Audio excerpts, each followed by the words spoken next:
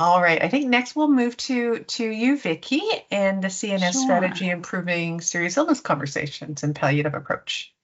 Hello, everyone, and thanks for having me present here today. I just first of all want to acknowledge with respect that I am situated on the ancestral, unceded, and traditional territory of the Sioux Nation in Lake Country, Okanagan. I was very grateful to be able to present this presentation, a CNS-led strategy improving serious illness conversations and a palliative approach to care in a Canadian health authority in Scotland at the conference, and grateful to be here presenting it to you today. This was accepted under the theme, one of the conference themes of aligning advanced practice nursing with global health imperatives and health systems resilience. So I have no disclosures or conflicts of interest.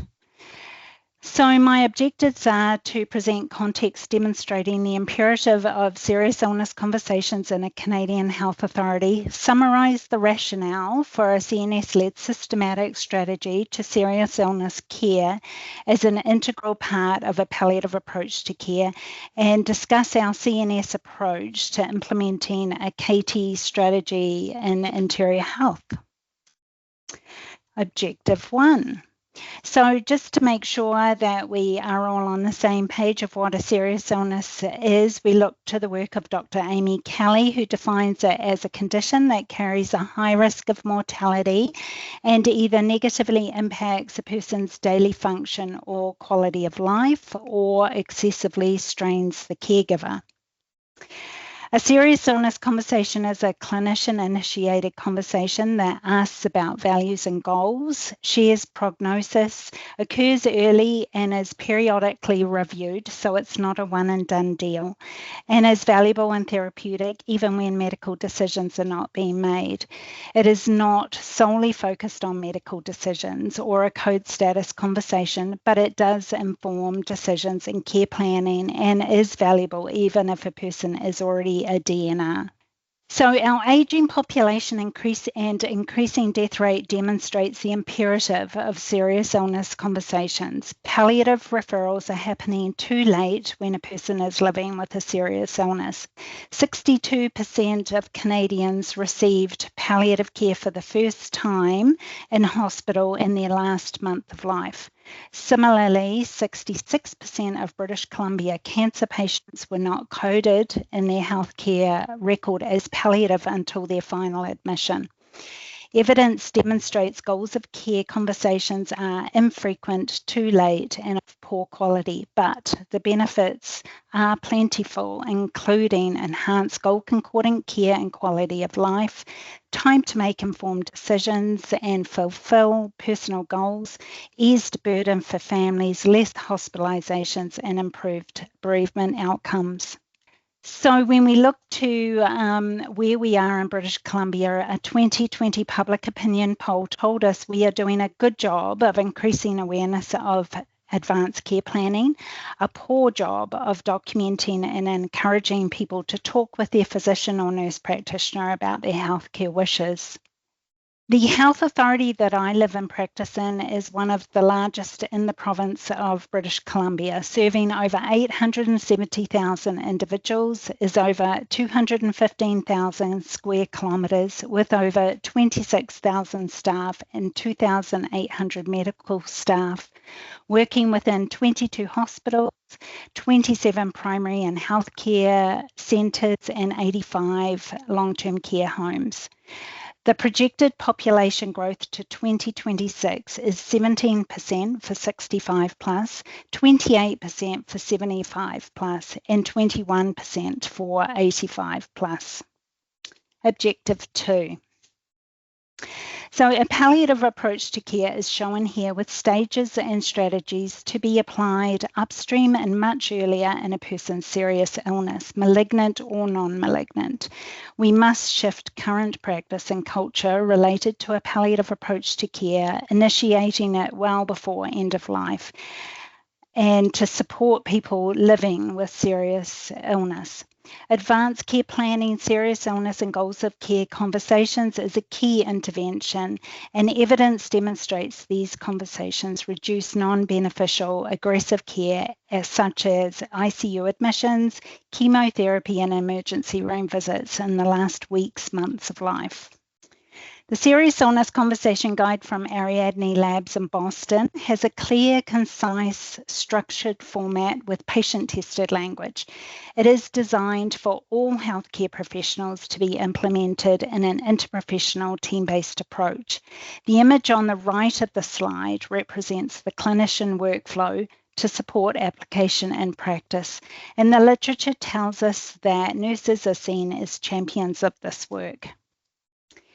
A call to action by the BC Centre for Palliative Care for more, earlier, better conversations was acted upon, where myself and my colleague Shannon Paul-Jost, a CNS in gerontology, who is here on the call today, attended a Serious Illness Conversation Guide Train the Trainer workshop in Vancouver. So ideally situated in our CNS role through the domains of system leadership, advancing nursing practice and quality improvement, we would lead the way with serious illness conversations in our health authority. We obtained support from senior leadership for 2 pilot serious illness conversation guide workshops. Evaluations from those pilot workshops demonstrated the value and the organisational readiness to continue. So a knowledge translation strategy was subsequently developed to guide the way forward. To ensure spread and sustainability, we became master facilitators to provide our own in-house train-the-trainer workshops. Our knowledge translation strategy comprised the following activities: facilitating workshops to build clinician capacity, confidence and competence to have serious illness conversations, engaging with partners in all care sectors, securing an annual budget to operationalise workshops and support facilitators, facilitating train-the-trainer workshops to build facilitator capacity, creating and mentoring 7 geographical area facilitator teams, collaborating with the divisions of family practice to support physician attendance on the premise of if you feed them, they will come. Networking with clinical managers to encourage their staff to take the training, supporting organisational changes, clinician workflows and standard processes and procedures. And last but not least, collaborating with post-secondary nursing schools to influence the culture and practice of novice clinicians.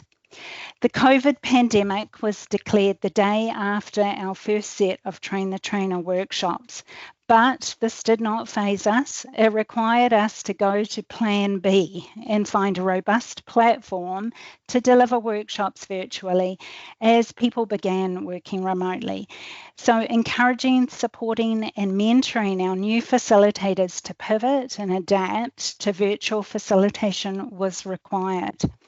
At a time when health system resilience was further put to the test, we needed to maintain that momentum with the strategy which, as time went on, ironically, it highlighted the imperative of serious illness care even more. Since 2019, these implementation activities have resulted in over 100 workshops being delivered with over 2,000 clinical staff and 500 nursing students trained. Facilitation of 5 train-the-trainer workshops with a pool of 74 facilitators, including 22 nursing faculty, enabling nursing schools to embed the training into the curriculum. Collaboration with 5 divisions of family practice and nursing schools. Participation in provincial serious illness care research, quality improvement initiatives and community of practices. And collaboration with fellow CNSs to write a case study regarding the CNS role in our health authority, which was published this year in the Canadian Journal of Nursing Leadership. The relationship between the results we have achieved in the domains of CNS practice is reflected on this slide. So from 340 evaluations of 25 workshops, we learned 67% strongly agreed and 31% agreed that the workshop content enhanced knowledge about serious illness conversations. 63 to 100% of participants in each workshop reflected on and identified the motivation to change their practice in various ways. We also received a lot of qualitative comments on the evaluations. Participants felt very positive and grateful for the new framework to guide conversations with people that they care for. And these are some of the comments on the slide here. Our KT strategy lives on. Participants are invited to complete a survey that monitors clinician confidence, competence, barriers and enablers to embed serious illness conversations into practice. We are a research user in the development of a provincial implementation toolkit. This will support sustainability of serious illness care into practice. A documentation tool in the EMR will enable us to focus on outcome measures related to serious illness conversations and goal concordant care. The bottom line is it is imperative to build clinician capacity, confidence and competence in having meaningful conversations with people living with serious illness. In terms of clinician resilience, an upstream palliative approach to care mitigates crisis management and supports quality care at a time when our healthcare system is struggling due to increased demand, staffing and capacity issues. Clinicians having serious illness conversations will better understand people's values, beliefs and preferences, honour and respect people's wishes and prevent unwanted aggressive care in the last weeks to months of life. We should not make assumptions. We simply don't know what people want if we don't ask the right questions in the right way. So finally, I would like to acknowledge the following organisations for supporting my attendance to an opportunity to present at the conference. And that is the Kelowna General Hospital or KGH Foundation, the BC Centre for Palliative Care, and of course the team that I am very grateful to be a part of, the Interior Health Palliative Care and End of Life Services team. Thank you for listening. And if anyone has any questions, I'll be happy to answer them, and just referencing credits. Thank you. Vicky, it's great work. I'm astounded at the number of facilitators and sessions that you were able to host and the number of people that you were able to work with throughout the various streams. And especially when I think about the impact of the pandemic on that and need to pivot that work to a virtual platform. And Vicky, do you think there might have been a difference, or I guess I would say, what do you think the added benefit was having a CNS engage in this work was? Like, how did the CNS lens really kind of set you up well for this role, this work? Well, I think, to be honest, when Shannon and I came back from that initial train the trainer in Vancouver, Interior Health didn't have a plan for what was the way forward. So I think through our role as CNSs and understanding, through the domains of system leadership, quality improvement, advancing nursing practice, advancing anyone's practice for that matter, with serious illness care and a palliative approach, it just made total sense, and we were able within our roles to leverage and do the work that we needed to up front to get support and lobby for the health authority to support us going forward in a strategy. So I think, Shannon, I'm not too sure if you have anything to add there. Well, I think just one other thing I would add is how we were structured within our health authorities, living under the Seniors Care Transformation Team. And so in that organizational structure, it allowed us to kind of move across the system rather than, just being focused on one sector. And I think that was actually really helpful. The other thing that I think was really helpful is that the palliative and end-of-life care team had really good relations with those divisions of family practice. And so I think at the beginning, those divisions of family practice also helped us to leverage the work. So I think there was two things happening at the same time, and I think that was sort of the gold in how we were able to get such interest and keep that interest. It's still, I think there's still quite a demand for the conversations. So yeah, and for the workshop. Thanks for the presentation. It was great. I'm just curious in terms of like ongoing sustained. I know that you guys had secured funding originally.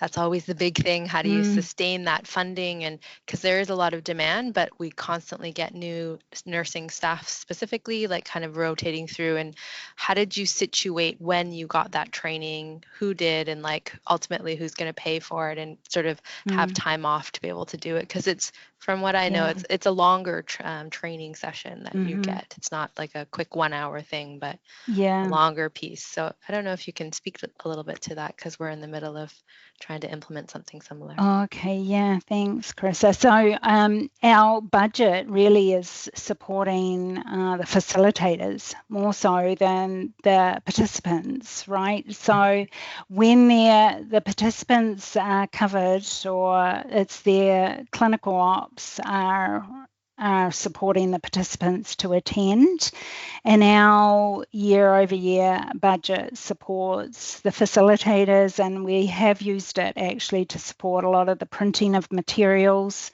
for the workshops, and just supporting Shannon and I supporting the facilitators and the coordination of the workshop as much as we possibly can. But yeah, so it's more so that clinical operations have stepped up and have been supporting clinicians to attend.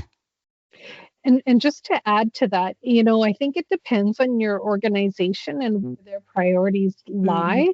Like, I think that within our organization, there were a few key things.